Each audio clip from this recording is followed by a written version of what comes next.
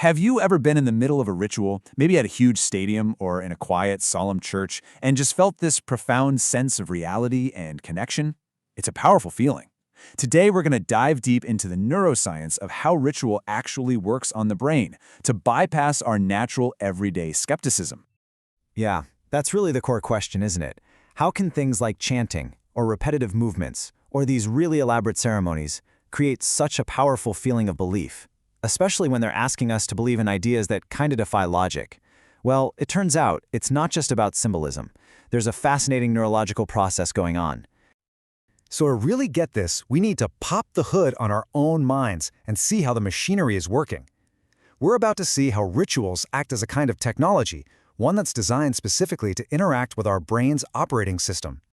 Now, at the center of this whole process is one particular part of the brain that acts as a very vigilant gatekeeper for our mind.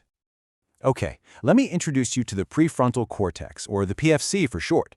It's that part of your brain right behind your forehead, and it handles all the high-level thinking, planning, making decisions, and most important for our story today, analytical skepticism.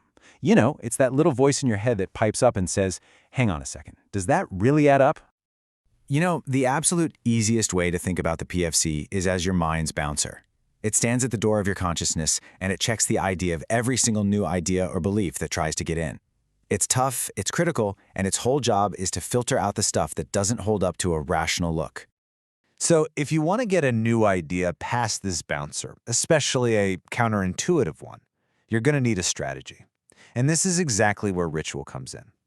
It doesn't try to argue with the bouncer. It has a much cleverer plan. It tries to shut the bouncer down completely. And this brings us to a really cool idea. Rituals, from this point of view, aren't just symbolic acts. They are a form of physiological technology.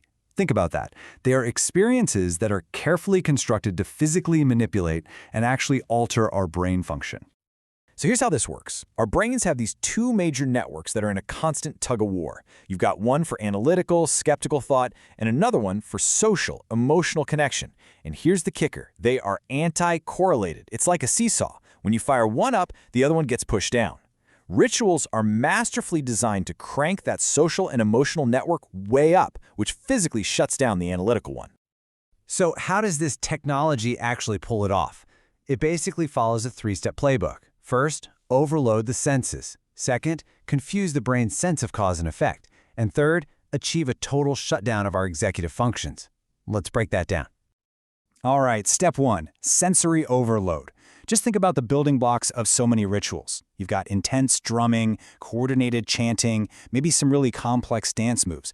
All of these things demand a ton of focus, and that effectively pulls all the cognitive energy away from our analytical bouncer, the prefrontal cortex.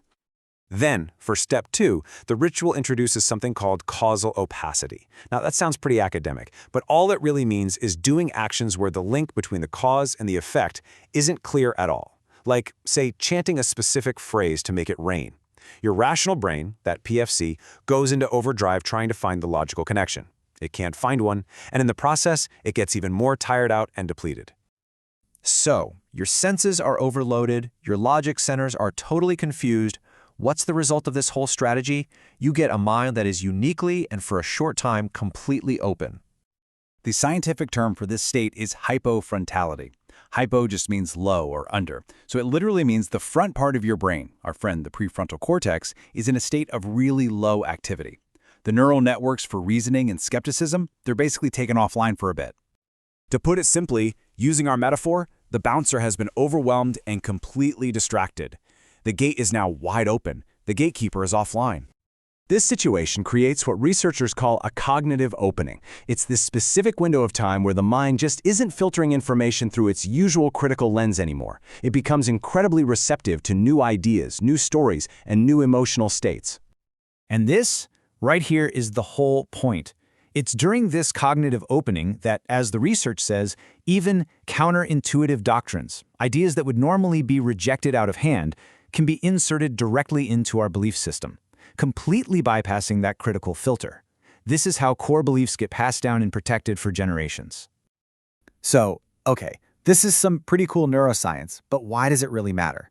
Well, It matters because it reveals a fundamental mechanism for how we as human beings build shared belief, a sense of community, and meaning. All right, let's just do a quick recap of the takeaways here.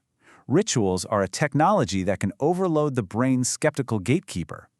This overload creates a state of hypo-frontality, which in turn creates a cognitive opening. In this state, the mind becomes incredibly open to new ideas, which allows for the transmission of beliefs that can become the very foundation of a culture. And that leaves us with one final thought to chew on. This whole mechanism, it's not just for formal religion. Think about it, a rock concert, a political rally, even one of those corporate team-building retreats.